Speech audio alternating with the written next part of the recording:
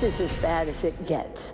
And yet the president will not confront the Russians on this score, denies being briefed. I don't know what the Russians have on the president politically, personally, financially, or whatever it is, but he wants to ignore, he wants to bring them back into the G8 despite the annexation of Crimea and the invasion of Ukraine. And he's kissing up to Putin in every way, so totally irresponsible. Something is wrong with this picture.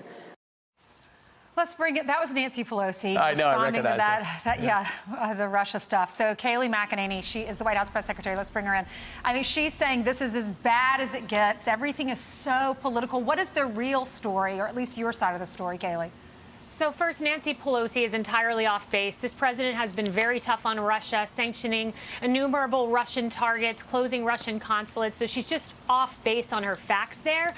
But secondly, let's put this in the context of what she's talking about. She's talking about alleged intelligence that was never briefed to the president of the United States. And what's she doing? She's taking a report based on anonymous sourcing that was just dead wrong. The New York Times was wrong, believe it or not. And she's politicizing it. So the only person playing politics here is the Speaker of the House, and it is truly despicable.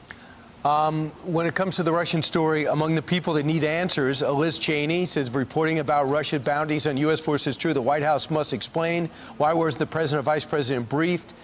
So when people like Liz Cheney, who has been a very loyal ally to the administration, have questions, has there been an effort already from the executive branch to brief her?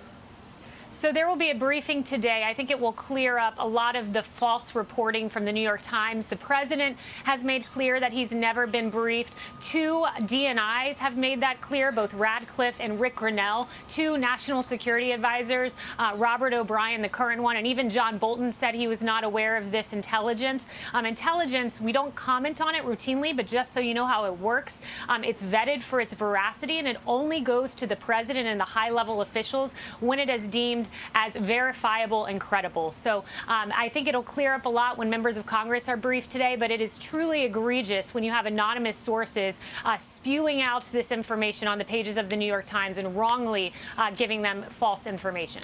Kayleigh, do you think their sources, their unnamed sources, are in the White House? I mean, we've seen that before. There's some people who work in the White House who don't like the president. Yeah, I don't know who these unnamed sources are, but it is really egregious. There's no place for this kind of leaking. It does not serve the interests of the United States to go and to share classified information or unverified intelligence or any of the thousands of reports that come in on any given day that have to be assessed for their credibility. So, Kayleigh, Chuck Schumer is urging the administration to renew the COVID-19 emergency declaration. What's the administration's advice to the states that are seeing this uptick? Because I think there's 17 of them now. So I won't get ahead of the president on the action, but the president did say to me he has no interest in rescinding an emergency declaration. So he did say that to me last week. But what I would say to the states that are reopening, this country can't afford to stay closed. We saw suicide hotlines spike, increases in drug use, people missing their cancer appointments and cancer screenings and treatments. Dr. Scott Atlas has been very clear about all of those consequences. But what I would say is this: we've entered a different phase of this disease. We've entered a phase where we do have therapeutics that are working, like remdesivir. We secured 500,000 treatments of that, course treatments, as confirmed by Secretary Azar this morning. We've entered a place where we're catching people in the community, not in the hospitals at late stages. So we're at a place where we can handle the cases that we're seeing. The president's always said there will be embers, but he's always said that the cure cannot be worse than the problem. Just moving ahead real quick on something else that popped up last week. Obamacare, just by the way it works its way through the court system, the president had an opportunity to leave it be because we're in the middle of a pandemic, or let it go through the court system and it'll possibly be front and center and could be exterminated in October.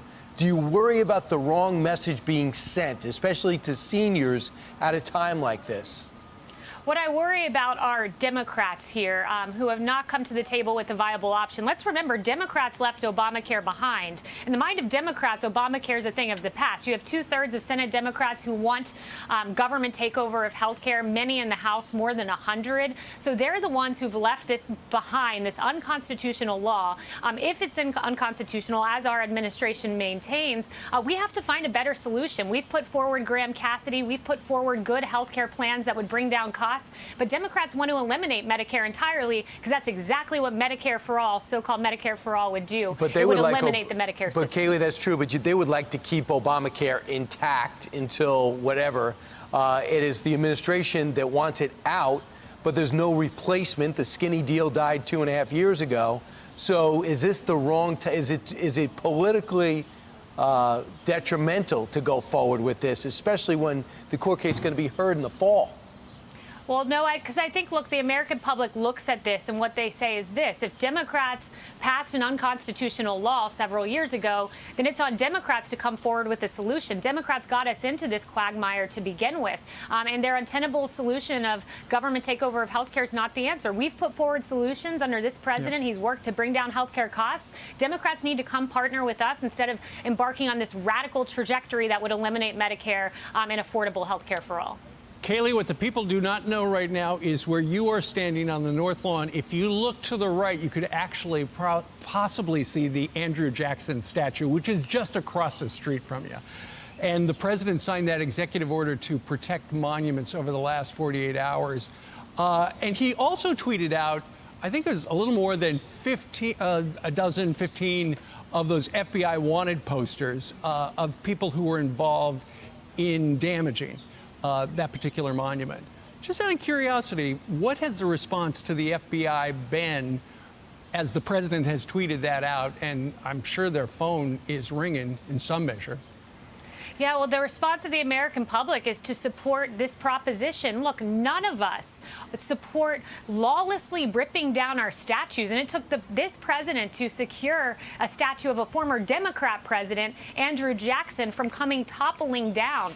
He signaled this weekend with these charges from the DOJ that there will be law and order in this country. You cannot rip down statues. You cannot deface Gandhi and the Lincoln Memorial and tear down a statue of Andrew Jackson. There's no place for that kind of lawlessness in society. Not going to happen in President Trump's America. Kayleigh, the president tweeted out that tweet yesterday and took it down. If you played it, it was a guy saying white supremacy. It was another woman, or white, White power. White power. And then the woman was yelling obscenities because she doesn't like the president at some of the guys that were in the parade down at the Villages. What's the president's response? Did he know what he was tweeting when did he accidentally tweet that?